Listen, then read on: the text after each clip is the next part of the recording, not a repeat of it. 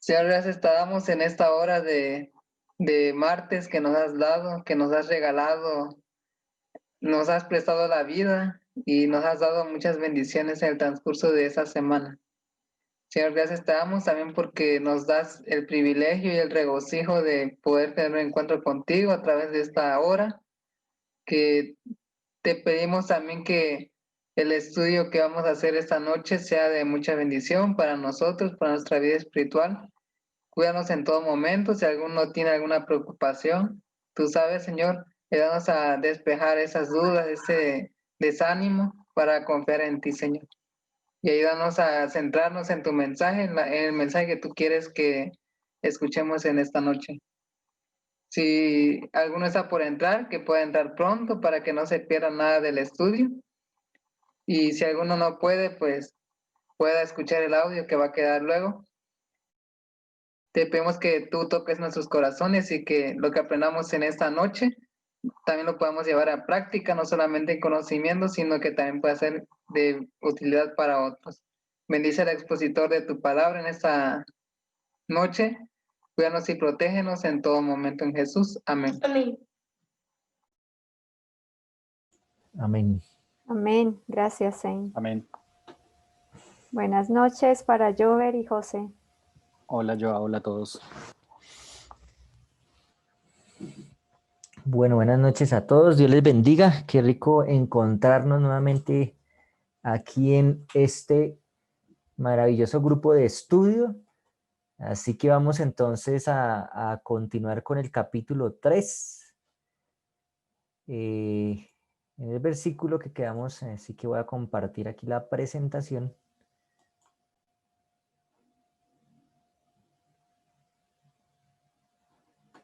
Perfecto. Y ahí entonces vamos a ir llevando nuestro tema de la noche de hoy. Entonces, vamos a comenzar en el versículo 19 del capítulo 3 de Romanos. Y allí ya cerrando todo lo que hemos estudiado en este capítulo, lo que José nos compartía en los 2 martes anteriores, pues hemos venido prácticamente hablando de que no hay justo ni uno solo, ¿no? Pero entonces este versículo 19 empieza exactamente con un pero, ¿sí? Mi versión dice un pero, ¿sí? Entonces vamos a ir a la siguiente diapositiva.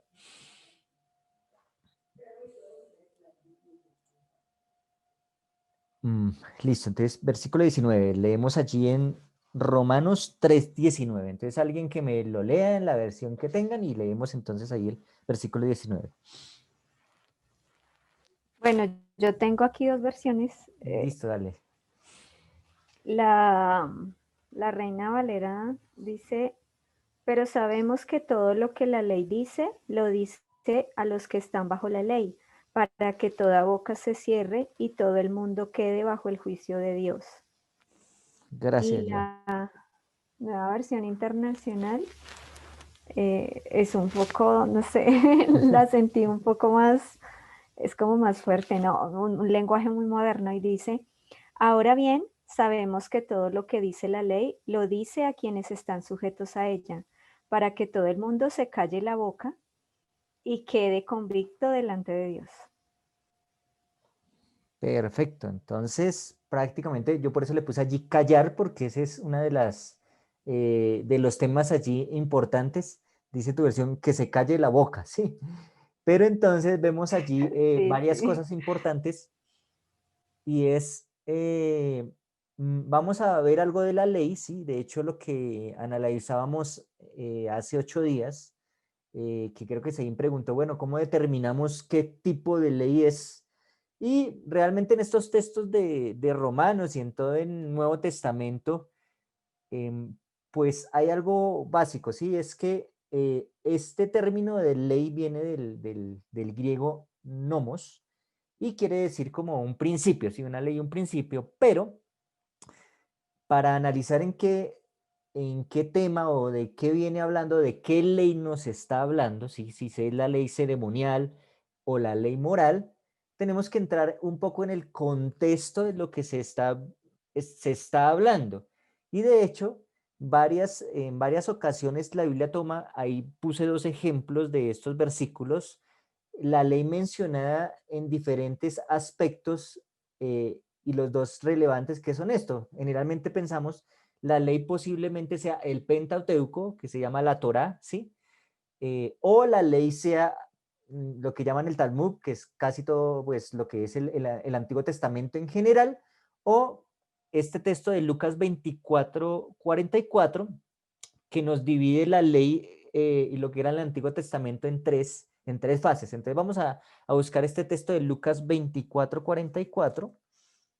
Y allí vemos que Lucas divide como una cosa es la ley, otra cosa son los profetas y otra cosa son los salmos, ¿sí? 24:44. Lo tengo, si quiere lo Sí, leo, por favor. Eliseo.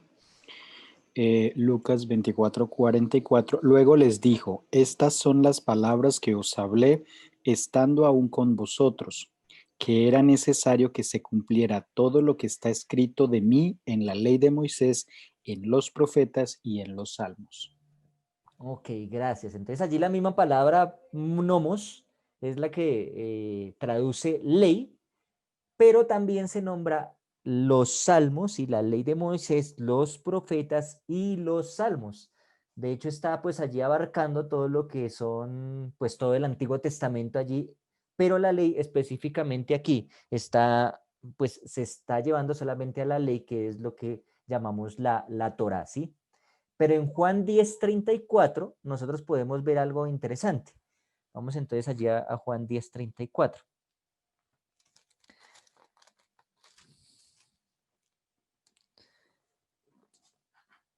Entonces el que lo tenga me lo lee, por favor. 10:34 de Juan.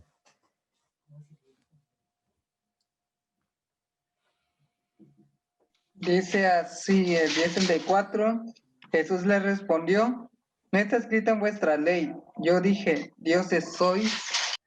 Ok, allí está Jesús mencionando la ley, ¿sí? Diciendo, no está escrito en vuestra ley, pero cuando nosotros buscamos este texto, donde está escrito, el versículo donde está escrito no es en la Torá, es en Salmos, ¿sí? En Salmos 82:6, de hecho se menciona lo que mencionó Jesús allí.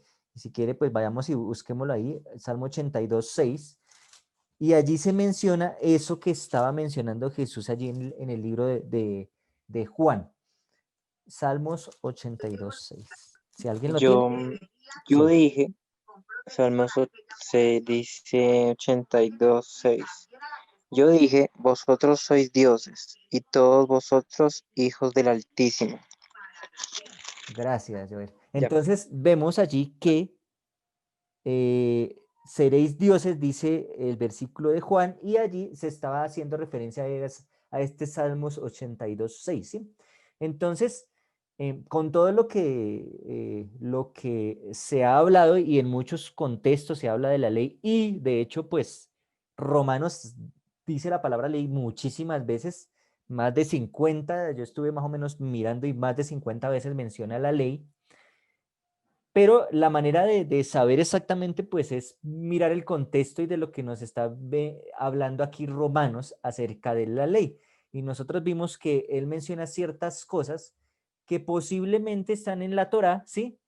Pero que también están en el transcurso de toda la Biblia y del Antiguo Testamento, lo que se mencionaba, pues, ya aquí lo que es los evangelios y lo que menciona Pablo, haciendo referencia a al Antiguo Testamento y en momentos específicos pues darnos cuenta si está mencionando tal vez la ley ceremonial o la ley moral. Entonces es algo que debemos tener en cuenta mirando el contexto de lo que está hablando Pablo.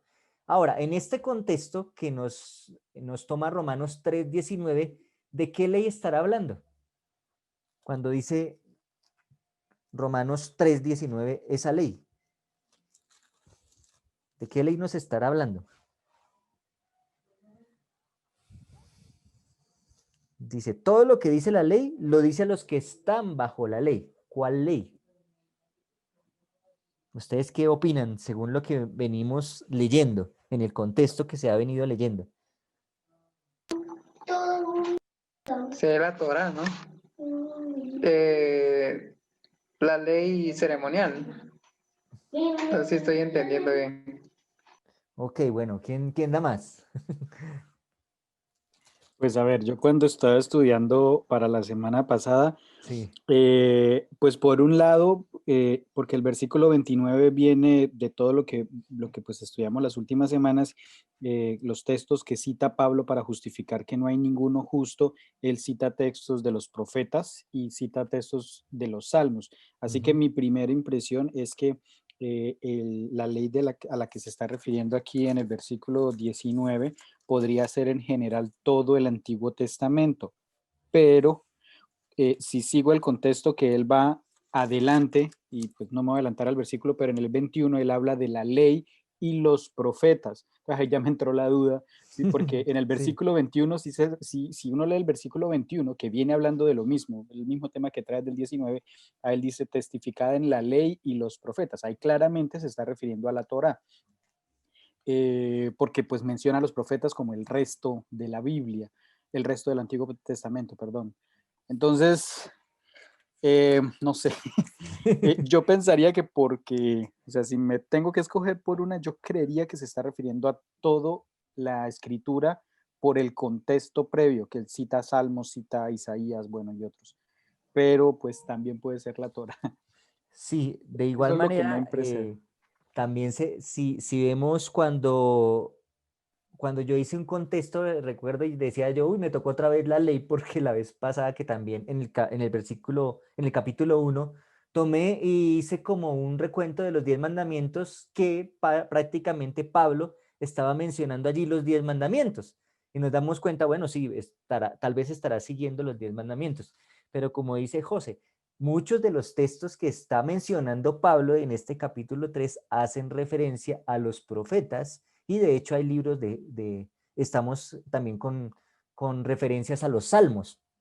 Entonces, yo también me inclinaría porque Pablo está hablando allí no solamente de la ley, ni siquiera de la ley moral como tal, sino de toda la Biblia. Puede ser la Torá como tal, porque pues posiblemente en la Torá podemos encontrar muchas cosas, pero hace referencia prácticamente a todo el Antiguo Testamento. Entonces, quedándonos con eso, si Pablo está allí hablando de lo que dice la ley, o sea, todo lo que es el Antiguo Testamento, dice, pero sabemos que todo lo que dice la ley, entonces lo que en ese momento se consideraba ley, pongámoslo en el término de todo el Antiguo Testamento, lo dice a los que están bajo la ley, ¿sí? Entonces aquí es importante notar que Pablo se está dirigiendo específicamente, ¿sí?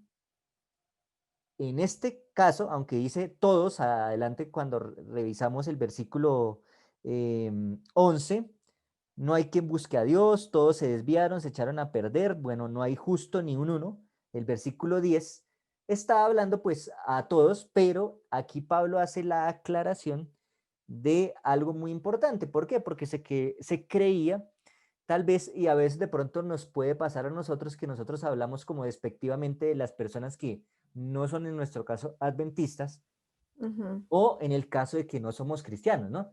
Entonces decimos, es que los demás, o es que ellos, ¿sí? O es que la gente secular, ¿sí?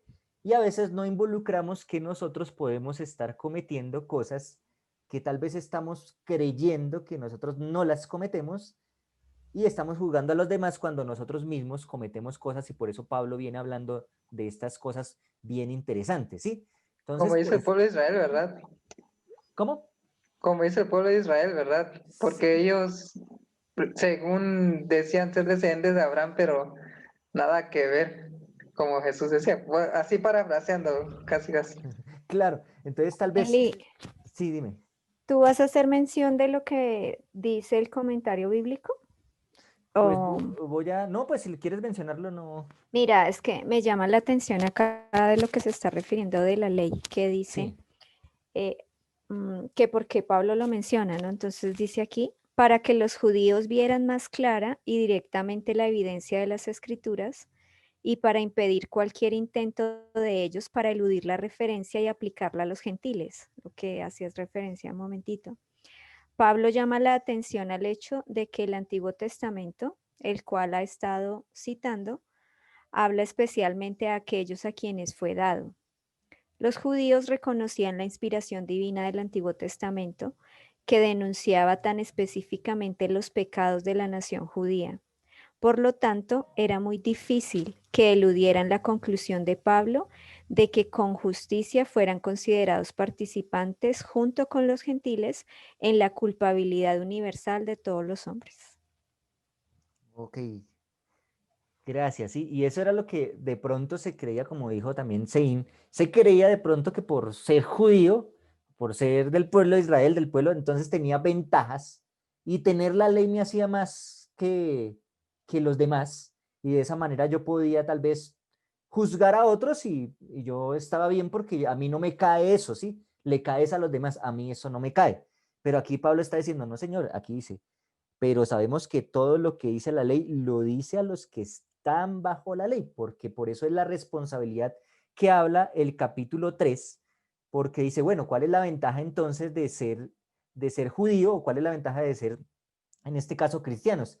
Dice, la ventaja es ¿cuál? ¿Cuál decía el capítulo 3? Dice, la ventaja es que no, a nosotros se nos ha sido revelada las cosas, ¿sí? Tenemos la palabra, la verdad, sí, que eso hablaba en los primeros versículos del capítulo 3 de Romanos. Esa es la ventaja, pero esa ventaja también tiene una responsabilidad y es que nosotros debemos comportarnos como tal y no, digamos, hacer oídos sordos como dice, como pasaba en ese entonces y como tal vez nos puede pasar a nosotros. Lo que Dios nos escribe, a nosotros que sabemos que Dios nos está escribiendo por medio de su palabra, nos está hablando, pues somos más responsables porque lo sabemos y porque lo tenemos allí y tenemos la posibilidad de estudiarlo, ¿sí? Sigue diciendo el texto, lo dice a los que están bajo la ley para que toda boca se cierre, ¿sí? O sea, prácticamente para que se quede calladito y no esté, no esté juzgando a los demás, como viene hablando Pablo también en el capítulo 2, de cómo criticar o por qué criticas cuando de pronto tú también estás mal, ¿sí? Y aquí hace mención también a ciertos textos donde Pablo está como viendo esto. Salmos y Ezequiel dicen algo similar a esto de se cierre la boca. Entonces vamos allí a buscar Salmos 107 y, y también Ezequiel. Entonces alguien que me lea esto. Ezequiel, ¿qué? Ezequiel 16:63.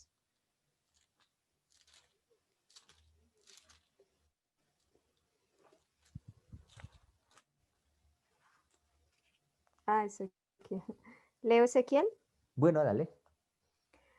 Cuando yo te perdone por todo lo que has hecho, tú te acordarás de tu maldad y te avergonzarás, y en tu humillación no volverás a jactarte, lo afirma el Señor Omnipotente. Está muy lindo ese. Sí, entonces, o sea, no es que me jacte de que yo soy el mejor, sino ahí dice más bien quédate callado, sí. Acuérdate que Dios fue misericordioso contigo y no puedes jactarte de absolutamente nada. O sea, Bien, más bien, y fíjate que allí está también el hecho de nosotros nunca olvidar lo que el Señor ha hecho con nosotros, porque aquí hace referencia de nosotros recordar nuestra maldad y que obviamente si en estos momentos recordáramos esa maldad, pues también nos avergonzaríamos, ¿no? Que posiblemente puede ser lo que otras personas todavía les esté costando o no quieran reconocer ese pecado o algo así, pero es como el Señor, así como pasó con el que cuando le perdona la deuda, ¿no? Que luego no es capaz de perdonarle a otro que era menos. Entonces es como similar aquí, que no olvidemos lo que el Señor ha hecho con nosotros. claro, y entonces el Salmo 107 también dice algo relativo a esto de cerrar la boca. ¿Alguien lo tiene por ahí? Sí. Salmo 107:42. Sí, yo lo tengo. Sí. Véanlo los rectos y alégrense, y todos los malos cierren su boca. Entonces, allí nuevamente, entonces en este salmo se menciona el hecho de cerrar la boca y aquí dice, todos los malos cierren la boca, ¿sí? Y si Pablo viene hablando de que no hay justo ni un uno, pues nos está diciendo a todos, cerremos la boca. Pero entonces yo por eso coloqué esa pregunta aquí abajo. ¿No deberíamos entonces abrir nuestra boca cuando algo anda mal? ¿Eso sería juzgar o criticar? ¿Ustedes qué piensan?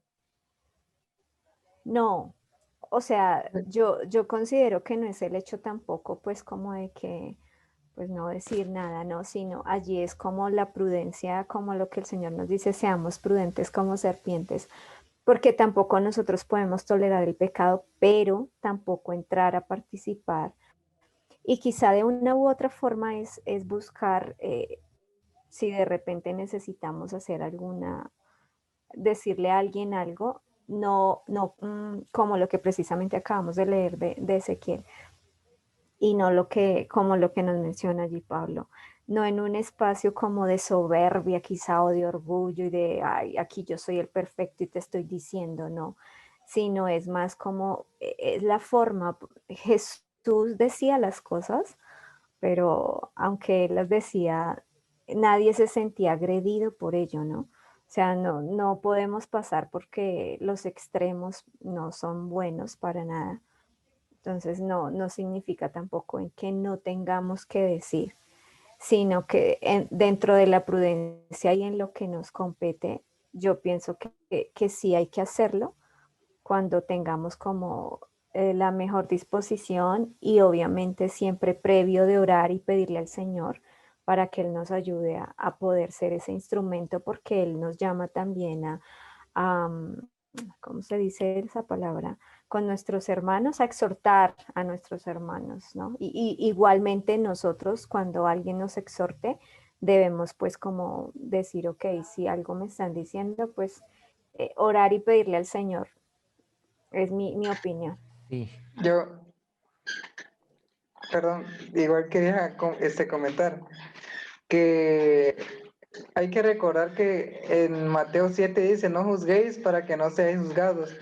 Pero luego el Señor en Juan, en el Evangelio de Juan dice, juzgad con juicio justo. Entonces sería una contradicción ahí. Pero en realidad lo que el Señor nos quiere dar a entender ahí es que no debemos juzgar ¿cómo es que se llama? Las intenciones del corazón de otro. Porque a veces como humanos vemos que alguien hace, no sé, algo que a nuestros ojos es incorrecto, pero no sabemos si esa persona lo hizo inocentemente o qué sé yo. O tenemos el ejemplo de los escribas y fariseos, que ellos realmente se dedicaban solamente a ver lo malo de la gente, pero ellos no veían su propio error. Entonces creo que sí es algo peligroso caer en ese terreno porque es cuando perdemos la humildad y ese espíritu de superioridad es que predomina en nosotros y no el de Cristo.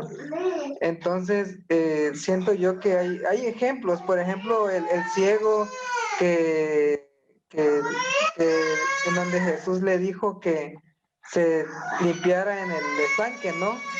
Entonces le dijeron, tú eres el que naciste en pecado, le dice al ciego. Cuando Jesús dijo, él no ha pecado ni sus padres, sino para que la gloria de Dios se manifieste.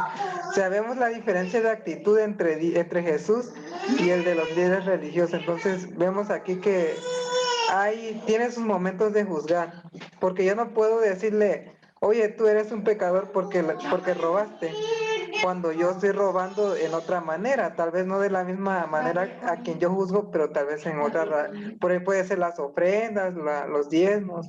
Entonces, eso no significa que yo no sea ladrón.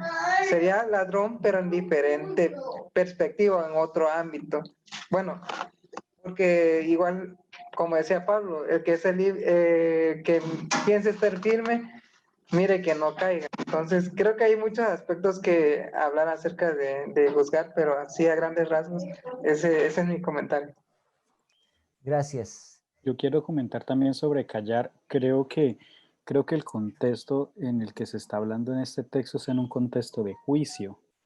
Eh, Leía un comentario acerca de este versículo y el pastor que escribía decía que había una costumbre en los juicios de la antigua Roma, en la época en que Pablo escribe, y es que cuando se llevaba un acusado ante una corte y se hacían las acusaciones, si el acusado sabía que estaban acusándolo correctamente y no tenía cómo defenderse o cómo justificar su mal accionar, él ponía su mano en la boca como señal de que me voy a callar, no voy a decir nada, porque no tiene cómo justificarlo.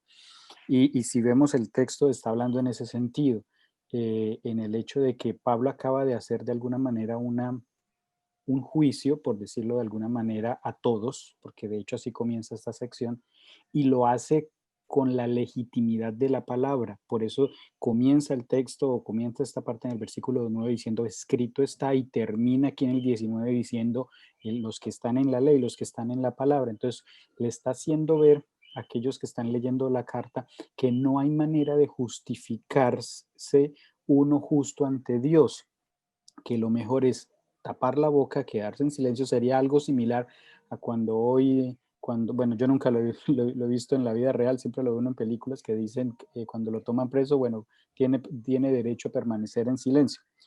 Me imagino que es algo por el estilo. Es decir, nuestra situación, lo que está presentando Pablo usando la escritura es que necesitamos un Salvador, necesitamos una salvación porque nuestra situación es desesperadamente mal por el pecado, no tenemos argumentos con que justificarnos. Y en ese sentido es que yo entiendo que Pablo está diciendo, callen porque realmente todos entendemos que bajo la palabra estamos en juicio. Dios nos está diciendo cuál es nuestro pecado. De alguna manera es igual a lo que habla Habacuc 3:20, un texto muy conocido que de pronto lo usamos en contextos diferentes, que es, mas Jehová está en su santo templo, calle delante de él toda la tierra. Es el mismo sentido. Nosotros usamos este texto para ser reverentes en la iglesia, pero está bien la aplicación, pero no es lo que Habacuc quiere decir. Si ustedes leen el contexto en Habacuc, Habacuc está hablando del juicio de Dios. Y cuando habla de templo se refiere al palacio real de Dios. Cuando la gente se reunía en el palacio de un rey y el rey iba a hacer un juicio, recuerden que en la antigüedad el rey no era el presidente, sino además era el juez, él era todos los poderes. Entonces, cuando él iba a omitir un juicio, la gente callaba para escuchar lo que el rey tenía que decir. Ese es el contexto que está diciendo Habacuc. Dios se sentó en su templo a juzgar, hagan silencio, porque no tienen cómo justificarse ante él. Y precisamente en el capítulo anterior de Habacuc, él presenta todas las acusaciones. Entonces, yo pienso que es lo mismo que está haciendo aquí Pablo en Romanos 3:19, está diciendo, no hay cómo justificar nuestra situación de pecado, nos toca es callarnos y esperar cuál es la salvación que va a proveer Dios. Así es, muchas gracias. Y hay que tomar aquí en cuenta, sí que hay una línea muy delgada, sí, que podemos de pronto exagerar un poco en que entonces, tal vez, sí, como dice allí la pregunta. Entonces, mejor dicho, yo me quedo siempre callado y cuando veo el mal no digo nada, ¿sí? Porque pues eso ya es irse al otro extremo y malinterpretar lo que está diciendo aquí Pablo, ¿sí? Aquí está Pablo hablando de ese contexto de creerme más, ¿sí? De criticar y de juzgar creyendo que yo no tengo errores y como sobresalir sobre los demás y decir usted es menos que yo y de pronto ese juicio llegue pues también a juzgarme a mí mismo porque pues yo también lo estoy haciendo. Pero entonces Pablo también en la carta a los Corintios, por eso lo puse allí, menciona que también nosotros estamos, Dios nos ha puesto también para juzgar ciertas cosas, ¿sí? No con el ámbito de criticar, sino de sacar el pecado que de pronto nosotros vemos a nuestro alrededor. ¿Por qué? Porque entonces podríamos ver en nuestro medio muchas cosas malas y entonces no, como yo no soy quien para juzgar a nadie, entonces me quedo callado y de pronto no digo esas cosas que estoy viendo mal dentro de la iglesia o dentro de personas que ni siquiera son de la iglesia. O sea, yo no soy nadie para juzgar a nadie, eso es cierto, pero si yo veo un ladrón, entonces no lo voy a delatar porque como yo no soy, sí, yo no soy quien para juzgar a nadie, entonces mejor no me quedo callado y no digo nada porque pues también estaría cayendo en el contexto de prácticamente ser un cómplice del ladrón, ¿sí? Entonces veamos, quiero que leamos ese texto porque es un texto que parece que estuviera en contradicción con esto, pero no. Resulta que está es en el ámbito de sacar de pronto y de esos cristianos que están dentro de la iglesia, que se dicen cristianos y están dejando en en tela de juicio el nombre de Cristo, como de pronto muchas veces nosotros también lo hacemos, pero hay gente que es demasiado evidente. Eso dice ahí Pablo en estos textos cosas bastante fuertes. Así que vamos a ir a 1 Corintios 6, 2 y 4. Acá lo tengo. Sí, dale. ¿Acaso no saben que los creyentes juzgarán al mundo? Y si ustedes han de juzgar al mundo, ¿cómo no van a ser capaces de juzgar casos insignificantes? ¿No saben que aún a los ángeles los juzgaremos? ¿Cuánto más los asuntos de esta vida? Por tanto, si tienen pleitos sobre tales asuntos, ¿cómo es que nombran como jueces a los que no cuentan para nada ante la iglesia? Sí, entonces allí está hablando Pablo de la responsabilidad también de nosotros de solucionar los problemas y por eso está en Mateo. ¿Cuál es la? Entonces primero me acerco al hermano, le hablo, si esta persona pues ahí sí lo llevo, no con el ámbito de boom, de una vez públicamente, sino con un proceso que es el que Mateo nos dice de cómo, digamos, hablar estas cosas o estos pecados que están allí. Por eso Pablo allí dice y de hecho en el versículo que no leímos en el 1, que para qué llevamos esos textos, esos juicios a veces afuera, a los incrédulos, ¿sí? Y a veces nos vemos en pleitos jurídicos, ¿sí? Los cristianos nos vemos en pleitos jurídicos cuando podríamos como cristianos solucionar los problemas internamente, ¿sí? Y pues aquí pone Pablo el ejemplo, los justos van a juzgar aún a los ángeles. Como si estamos en el momento de juzgar a los ángeles, pues aquí, ¿por qué no solucionamos los pleitos menores que tenemos con mi hermano o con la iglesia? Solucionémoslos internamente, porque pues si somos hijos de Dios sabemos qué es lo que está bien y lo que está mal. No como con el ámbito de criticar y decir yo soy mejor, sino con el ámbito de que seamos de verdad el pueblo escogido por Dios y mejoremos. Y si hay algo que también alguien me tenga que decir a mí, pues qué bendición que me lo pueda decir con amor, pero que me pueda decir las cosas malas, como el Camino a Cristo dice acerca de Jesús. Jesús nunca pronunció una mentira y cuando tenía un juicio decía, siempre lo hacía con amor. Y eso es importante, ¿sí? Entonces, por eso aquí Pablo en Romanos 3:19 está diciendo, ¿sí? Que guarden silencio en este como contexto acerca de eso, de creerme más porque le está hablando a los judíos, dicen, cierre todo y todo el mundo sienta culpa ante Dios. Y eso deberíamos sentir nosotros, no sentirnos que somos más, sino que cada vez, y a veces nos pasa, a veces a mí me da a veces hasta miedo juzgar a alguien y en la iglesia llamarle la atención a alguien porque pues uno también tiene su pecado. Pero definitivamente si Dios le ha puesto a uno de líder, tiene que evitar que tal vez la iglesia también se llene de cosas en las cuales pueda estar pues decepcionando a Dios con ese comportamiento. También debo hacerlo. A pesar de que yo no sea perfecto, debo hacerlo, porque Dios es el que nos transforma y debo mencionar las cosas malas, no con el ámbito de criticar, sino de que podamos mejorar como comunidad, como pueblo, ¿sí? Y hablaba esta semana con mi esposa y mi esposa decía, sí, porque o si no, entonces yo no podría llamarle la atención a mi hijo porque como yo soy imperfecto, ¿para qué le llamo la atención a mi hijo? ¿Sí? Porque él también se equivoca, él es imperfecto y pues yo no tengo caso para llamarle la atención. Entonces, pues sí, ahí llegaríamos a caer en un ciclo vicioso en el cual también hay que tener cuidado con eso. Hay que sentirnos, sí, que necesitamos de Dios, pero también cuando veamos cosas hay que, pues, no quedarnos callados, no con el ámbito de criticar, sino con el ámbito de mejorar y que nuestra comunidad se vea en un ámbito mejor de enseñar, porque posiblemente hay personas que ni siquiera saben muchas cosas, ¿sí? Bueno, no sé si tengan algo más que agregar. Solo una cosita, Sí, Eliseo. Eh, Cuando Jesús mismo habló de este tema, en Mateo 18, a partir del versículo 15, y solo voy a leer el primero, pero ahí está sí, todo el proceso, dice, si tu hermano peca contra ti, y ve y muestra tu falta entre tú y él solo. Si te oye, has ganado a tu hermano. Bueno, y después el texto continúa diciendo qué ajá, hacer en caso de que no lo oiga. Pero quiero detenerme en este primero, en un detalle. El punto de cuando, llamémoslo así, llamamos la atención o hablamos sobre una falta de un hermano, el punto siempre en la Biblia es restaurar. No es solamente que como iglesia mejoremos, que ese es el fin óptimo, pero Sí, ese es. el punto es restaurar a esa persona que se equivocó. En Efesios el capítulo 6, creo que es el 6, no lo tengo ahorita bien claro, Pablo lo dice de otra manera. Pablo dice, si tú ves que tu hermano cae, levántalo porque pueda que la próxima vez seas tú el que estés caído, vas a necesitar a ese mismo hermano que te levante. Entonces, siempre que es necesario, y pongo entre comillas, llamar la atención, es siempre, no es con el ánimo de juzgar, como bien lo decía Eliseo, sino el punto es restaurar a ese hermano que se cayó.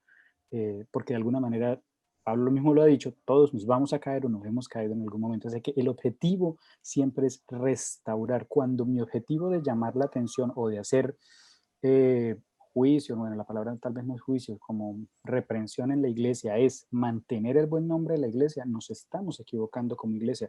Nosotros no hacemos eso para mantener el buen nombre de la iglesia. Nosotros llamamos la atención es para restaurar al que se está equivocando.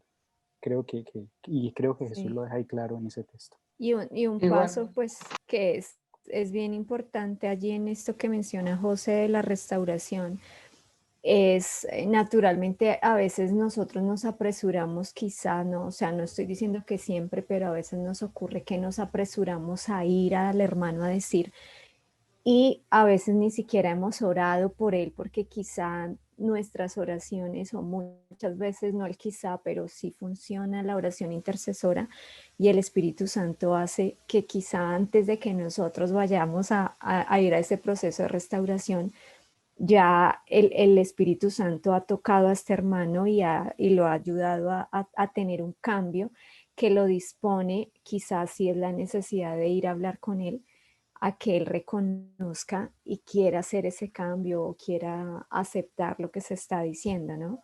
Entonces, es bien importante esto en esta situación, la oración intercesora por aquellas personas que quizá en algún momento nosotros decimos, nos damos cuenta de algo o aún puede ser, no sé, un defecto de carácter que a nosotros nos incomode bastante. Eso es lindo porque no solamente en ese proceso de restauración estás ayudando a tu hermano, sino que tú mismo estás pidiéndole al Señor por ti, porque estás intercediendo por esa otra persona. Entonces es una bendición doble. igual quiero mencionar rápido de los sentidos en que podemos decir de juzgar, porque podríamos hablar de juzgar, de condenar, pero también se puede decir de juzgar, de como se mencionaba, ¿no? De hacerle ver a otro tal vez lo que piensa que, lo que es incorrecto, pero la otra persona pues tal vez no ve. Entonces, porque tenemos el ejemplo de Pablo cuando reprendió a Pedro, ¿no?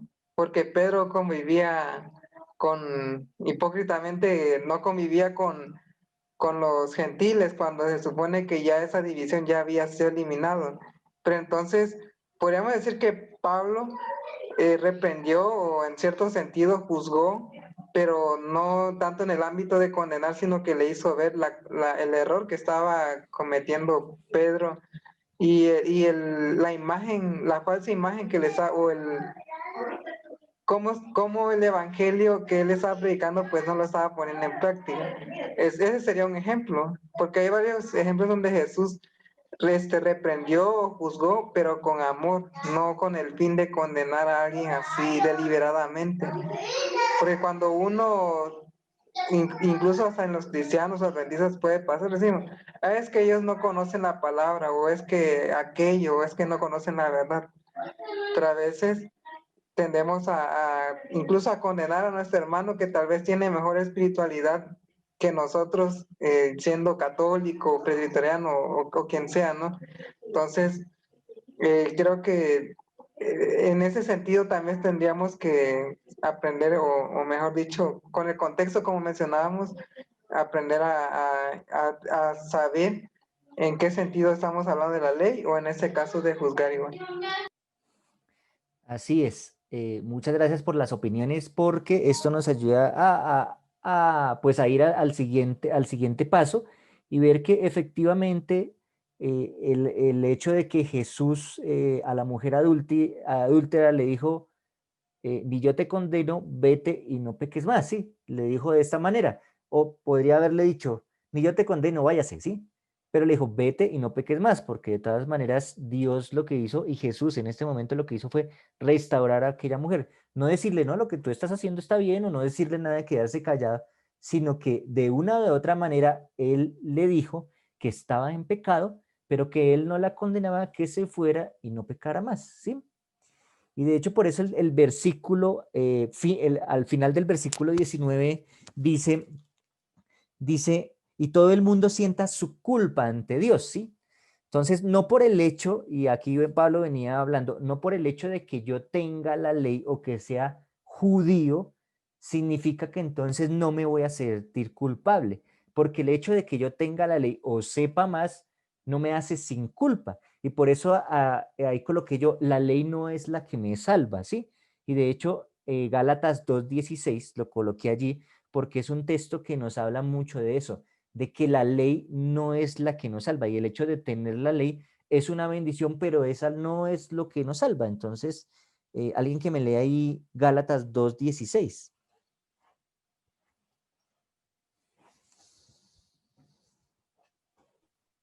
Gálatas 2:16 dice, sabiendo que el hombre no es justificado por las obras de la ley, sino por la fe de Jesucristo, nosotros también hemos creído en Jesucristo para ser justificados por la fe de Cristo y no por las obras de la ley, por cuanto por las obras de la ley nadie será justificado.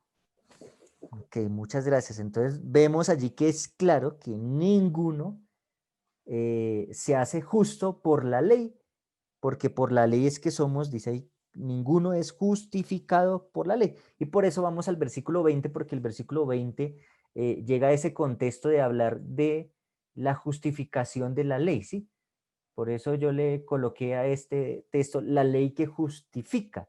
Entonces, primero que todo, aquí está el punto, la ley no justifica, ¿sí? Y eso es lo que estamos eh, estudiando y viene el versículo 19, todos nos sentimos con culpa, no por el hecho de tener el estigma o el nombre judío o cristiano, entonces la ley es la que nos justifica. No, para nada. La ley no justifica. Y aquí quiero leerles un texto em, de un manuscrito de Elena G. de White que me gustó mucho lo que habla. Dice lo siguiente: exhortaría a todos los que quieren ganar el cielo que tengan cuidado. No dediquéis vuestro precioso tiempo de gracia a coser hojas de higuera para cubrir la desnudez, que es el resultado del pecado, ¿sí? Las obras de la ley, o sea, las obras, tapar el pecado con las obras, que fue lo que hizo Adán y Eva. Dice, cuando miréis el gran espejo moral del Señor, o sea, su santa ley, su norma de carácter, ni por un momento supongáis que puede limpiaros, ¿sí? Eso no es lo que nos limpia, el espejo no nos limpia. No hay virtudes salvadoras en la ley. Ella no puede perdonar al transgresor, debe imponerse el castigo. El Señor no salva a los pecadores aboliendo su ley, tampoco. El fundamento de su gobierno en el cielo, porque es su fundamento de gobierno en el cielo y en la tierra. El castigo fue soportado por el sustituto del pecador. No es que Dios sea cruel e inmisericordia, y Cristo tan misericordioso que murió en la cruz del Calvario en medio de dos ladrones, para abolir una ley tan arbitraria que debía ser quitada. El trono de Dios no puede tolerar una mancha de crimen, una mancha de pecado. En los concilios del cielo, antes de que el mundo fuera creado, el Padre y el Hijo convinieron en que si el hombre se tornaba desleal a Dios, Cristo, uno con el Padre, tomaría el lugar del transgresor y sufriría el justo juicio, castigo que debería caer sobre el hombre, ¿sí? Entonces, bien bonito allí, mirando que definitivamente no es la ley la que justifica, dice el versículo 20, porque por las obras de la ley ninguno será justificado ante él, ¿sí? No por lo que yo haga o deje de hacer, soy justificado. Y eso fue lo que trató de hacer Adán y Eva, dice allí el texto, cosiendo hojas de higuera para tapar su desnudez que fue fruto del pecado.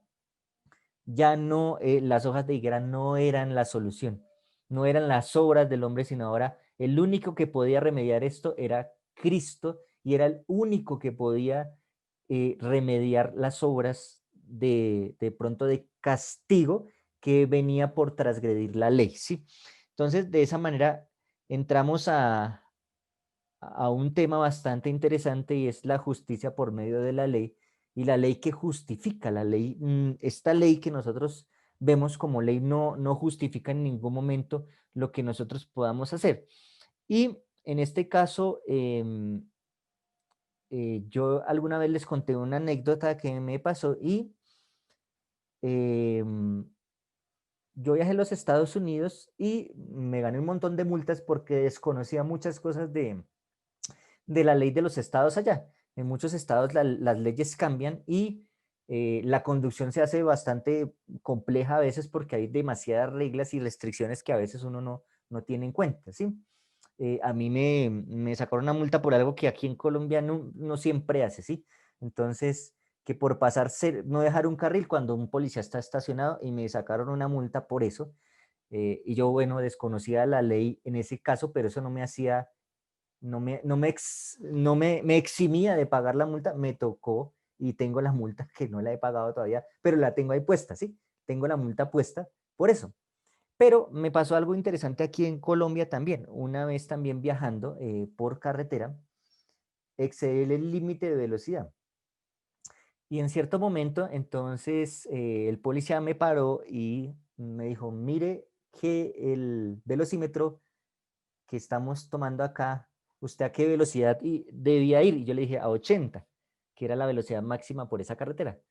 Y él me dijo, mire, y claro, el marcador estaba dando como 120 casi de velocidad y pues yo iba en una bajada y yo seguí rápido y ni tomé en cuenta que iba súper rápido. Me pararon y entonces el policía sí me dijo, venga, ¿cómo arreglamos? ¿Sí? Obviamente la ley no me iba a salvar ahí, la ley lo que hacía era condenarme, porque por la ley yo no iba a ser, digamos, absuelto de lo que me iba a pasar. Él me dijo, ¿cómo arreglamos? Y yo le dije, no, pues nada, no sé, pues mira a ver que usted cómo arregla, porque pues yo no le voy a, pues, no le iba a dar plata. Él se distrajo un momento porque pasó otro carro, creo, con exceso de velocidad y lo paró. En el momento llegó y se devolvió a mí y me dijo, bueno, ¿y cómo arreglamos al fin? Mientras tanto yo pensé y se me vino a la mente mientras me pasaba eso, yo dije, ¿qué pasaría si esto fuera, digamos, un juicio de verdad final? O ese era el juicio que Dios nos hace a nosotros. ¿Cuál sería la solución? Y si Él me dice cómo arreglamos, cuando Dios me dice cómo arreglamos, ¿cuál es la única manera de arreglar? ¿Sí? Entonces yo dije, pues voy a contestarle así al policía. Sí. Y el policía me dijo, bueno, entonces al fin, ¿cómo arreglamos? Y yo le dije, la única manera de arreglar es que usted tenga misericordia, le dije así. El policía se rió, me devolvió los papeles y dijo, váyase y tenga cuidado al manejar. ¿Sí? Me di cuenta ahí que definitivamente ese es el comportamiento de Dios con nosotros. La ley está y la ley merece el juicio, viene, ¿sí? O sea, si está la ley es porque yo merezco y dice, y más adelante vemos que el pecado es transgresión de la ley y la paga del pecado es la muerte. Yo merezco la muerte, pero la única manera de salvarme, ¿sí? No es con la ley. La única manera de salvarte es que Dios tenga misericordia de mí y me absuelva de todos los cargos y de esa manera pues yo siga tranquilo y como le dijo a la mujer, vete y no peques más, ¿sí? Y quiero que leamos ese texto de Efesios 2, 8 y 9. Mirando allí que efectivamente la ley no es la que me justifica, pero la ley sí me ayuda a hacer algo muy importante que quiero que en esta noche pues analicemos y vamos. Efesios 2, 8 y 9. Alguien que me lo lea. Porque por gracia sois salvos por medio de la fe, y eso no de vosotros, pues es don de Dios, no por obras para que nadie se gloríe. Gracias. Entonces, no, esto no es por obra, ¿sí? Dice por la fe, por gracia, por la fe. Y esto no es mi fe, y eso es bien importante, no es mi fe. Y eso hablaba Romanos 3 cuando leímos a los primeros, no es mi fe la que hace fiel a Dios. ¿Sí? Dios siempre va a ser fiel, así yo no sea fiel, ¿sí? Así yo no tenga fe, Dios siempre va a ser fiel. Por eso dice aquí, no por la fe, y no que es de vosotros, sino que es el don de Dios. O sea, Dios es el que finalmente es fiel con nosotros y no por lo que nosotros hagamos. Simplemente Él nos quiere justificar porque nos ama y de esa manera nos da ese regalo. Por medio de la ley no se justifica, pero sí se conoce el pecado, ¿sí? Y en Primera de Juan 3:4 es un versículo muy famoso y dice, ¿qué es el pecado? El pecado es transgresión de la ley, ¿sí? Esa ley, al transgredirla, es el pecado, es transgresión de la ley. Y quiero que leamos Santiago 1:23 al 25.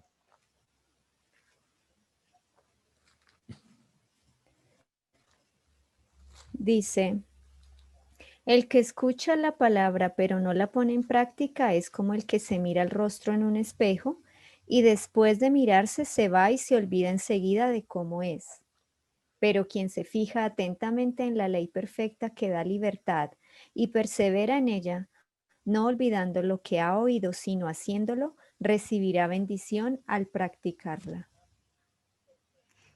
Gracias. Nos damos cuenta allí que Santiago, sí, está haciendo el ejemplo que hemos tomado muchas veces y es que la ley es un espejo que muestra nuestra sociedad. Es la manera de conocer el pecado. Y Romanos 7:7 también Pablo está hablando de eso. Y ese lo voy a leer, dice acá, ¿qué diremos pues? ¿La ley es pecado? De ninguna manera, al contrario, yo no hubiera conocido el pecado sino por medio de la ley, porque tampoco hubiera conocido la concupiscencia si la ley no dijera, no codiciarás. Algo bien importante y es que, ¿por qué es importante la ley? Porque la ley nos hace ver que definitivamente merecemos un castigo por transgredir la ley, pero esa ley nos hace ver y nos lleva ¿a quién? A ese remedio que está, ese espejo, nos hace ver que definitivamente no merecemos un premio, pero al final lo que vamos a ver, ¿sí? Es a Cristo dándonos su misericordia. Y por eso la ley es bien importante. Dice Pablo, ¿la ley es pecado? No. ¿Es la ley pecado? Dice, no, de ninguna manera. No, la ley no es mala, sí. Nos condena, como dice ahí la siguiente, no justifica, sí se conoce el pecado por medio de la ley y la ley también nos condena. ¿Por qué? Porque esa es Romanos 6:23, ahí lo tengo cerca. Porque la paga de pecado es muerte, pero el don gratuito de Dios es la vida eterna en Cristo Señor. Entonces, si fuera por la ley, nosotros no vamos a ser justificados, pero sí vamos a conocer el pecado, pero nos vamos a condenar. Pero lo bonito es que ¿a qué nos lleva la ley? A la justificación. Y quiero que entonces me lean ese texto de Gálatas 3:24. Dice mi versión, Gálatas 3:24, de la manera que la ley ha sido nuestro guía para llevarnos a Cristo a fin de que fuéramos justificados por la fe. Ok, entonces eso es lo que hace la ley. Ese texto es bien claro. La ley nos lleva ¿a qué? A Cristo para que de esa manera seamos justificados solamente es por Él. Pero si no existiera la ley, pues entonces, de hecho, ni estaríamos aquí estudiando este tema, ni para qué nos reunimos, porque entonces yo podría hacer cualquier cosa y no voy a ser justificado siempre sin necesidad de lo que deje o de lo que haga o deje de hacer. Lo importante es que sí existe ley y sí hay un castigo por la ley, pero lo lindo aquí es que Dios en su infinita misericordia, por su amor, paga el precio que merece el pecador, se pone en mi lugar y finalmente me da a mí la vida eterna, que es esa fidelidad que Él tiene, no mi fe, es la fidelidad de Él, la fidelidad de Él, la que nos hace salvos y aceptos ante el Padre. Así que Pablo termina como esta sección de Romanos 3, hablándonos de eso y de la misericordia de Dios al justificarnos, no por la ley. La ley que justifica es la ley del amor de Cristo, que es así es la que realmente nos justifica, su misericordia. Y al conocer la ley, conocemos lo grande que es Dios porque vemos su misericordia. Entonces, no sé si creo que llegamos hasta acá, pero si tienen algo que agregar, que comentar, que podamos discutir en estos minutos que nos quedan, entonces, pues podemos hacerlos porque me pareció me quedé estudiando estos dos versículos y de verdad que fueron espectaculares.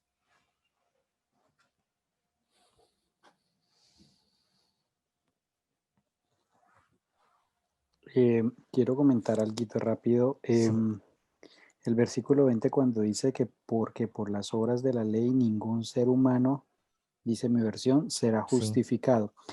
La palabra para obras, yo la estuve buscando, significa, o el principal, pues se traduce como acción, obra, labor, trabajo, pero la raíz de la palabra significa esfuerzo. Entonces el texto está como queriendo decir por el esfuerzo de guardar la ley. Eh, Recuerde que él está hablando primeramente a los judíos que habitaban Roma. Entonces lo que le está diciendo, ese esfuerzo que haces por guardar la ley, y como ya vimos, probablemente aquí se esté refiriendo a los 10 mandamientos, pero yo creo que se está refiriendo a toda la Torah. sí. Esto, ese esfuerzo que ellos hacían por hacer cada sacrificio, por guardar cada fiesta, inclusive por guardar cada sábado y que no fuera la milla más allá, la milla más acá. Bueno, ustedes conocen todas las normas que se agregaron y como que ponían ese esfuerzo para sentir ellos mismos que estaban como ganándose el derecho a ser justificados por Dios. Y eso es lo que Pablo está diciendo. No, señores, así no es. Y por eso me gustó la palabra, que la palabra de obras eh, viene de esa palabra que dice esfuerzo. Cuando yo tengo que hacer es el esfuerzo como para ganarme, como sentir que me estoy ganando la salvación o la justificación. Ahí es lo que Pablo está diciendo. No, así no es. Si yo tengo que esforzarme porque es que toca ir el sábado a la iglesia, porque es que es la manera en que yo siento que me estoy justificando ante Dios o estoy manteniendo mi conciencia tranquila, porque son frases que lamentablemente he escuchado. Pablo está diciendo, no, así no es la forma en que se justifica. Y quería pues hacer énfasis en esa palabra, esfuerzo, o sea, como que quiero como alcanzarlo de alguna manera para sentir que estoy siendo justificado. Y el problema de eso es, uno, lo vamos a ver más adelante, es que hace que nos llenemos de orgullo. Ah, yo sí fui capaz de no violar ninguno de los 52 sábados del año. Usted no, pero yo sí fui capaz. O en el pueblo de Israel, yo sí fui capaz de ir todas las mañanas a ofrecer el cordero. Entonces, estoy haciendo lo que Eliseo decía, yo mismo me estoy tejiendo el, el vestido de hojas de higuera, y ese no es el sentido, para eso no es la ley. Muchas gracias, José. Me, Eh, me gusta el comentario de José, creo que es muy acertado, porque si bien vemos, quiero hacer un contraste en el Dios de nuestro Dios al que adoramos nosotros, a los dioses que tenían los paganos, porque los paganos ¿qué hacían? Tenían varios dioses y hacían varias cosas para complacer a sus deidades. Entonces, creo que caeríamos en el error que por hacer muchas cosas buenas vamos a agradar a Dios o vamos a estar más cerca de Dios, cosa que es erróneo, porque como decía el pueblo de Israel, el Señor Jesús mismo dijo que con labios, que con los labios lo honraban, pero que su corazón estaba lejos del Señor. Entonces vemos que no importa qué tantas buenas acciones hagamos o qué tan al pie de la letra cumplamos la ley, pero si nuestro corazón está lejos de Dios, pues de nada nos sirve. Y entonces vemos aquí que es interesante que Pablo haya usado la palabra justificar, cuando más adelante en el libro de Romanos, que me imagino que lo vamos a estudiar, que eso es lo más seguro, que solamente hay uno que puede justificar y no es una ley o un precepto, sino que es el mismo Señor que nos puede justificar por medio de nuestra salvación. Entonces, creo que es maravilloso comprender esa parte de que al Señor no lo podemos complacer. Es como cuando un alumno le hace la barba a su profesor, ¿no? Y hace todas las cosas tan bien con el fin de ganarse su favor o piensa, con eso me lo gano y aunque saque mal el examen, ya tengo 10, en decir, ¿no? Bueno, no sé si me entendieron el concepto de hacer la barba, que aquí estamos en México, que es cuando adulan un maestro para ganarse el favor, ¿no? mm, Entonces, con el Señor, pues no ocurre eso. Al Señor le podemos dar el diezmo, podemos hacer todas las obras de caridad, pero si en realidad nuestro corazón no sirva al Señor lealmente a como debe ser por amor a nuestros días, a nuestro prójimo, pues de nada sirve. Bueno, muchas gracias por esos comentarios y definitivamente a mí me ha gustado mucho esto del tema de la ley por el hecho de cómo ver el amor de Cristo aquí, ¿sí?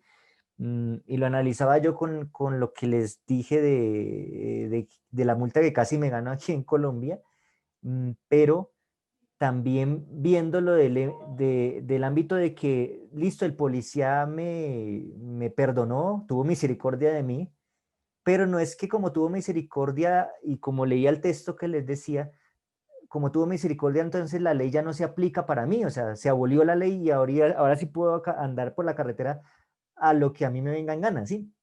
La ley continúa y la ley lo que me hace es mostrarme que estoy mal, mostrarme que necesito cambiar y mostrarme que si yo hago mal o violo la ley, definitivamente merezco un castigo, ¿sí? Si es la ley aquí, la ley civil que tenemos acá nosotros, pues o vamos a la cárcel o algo.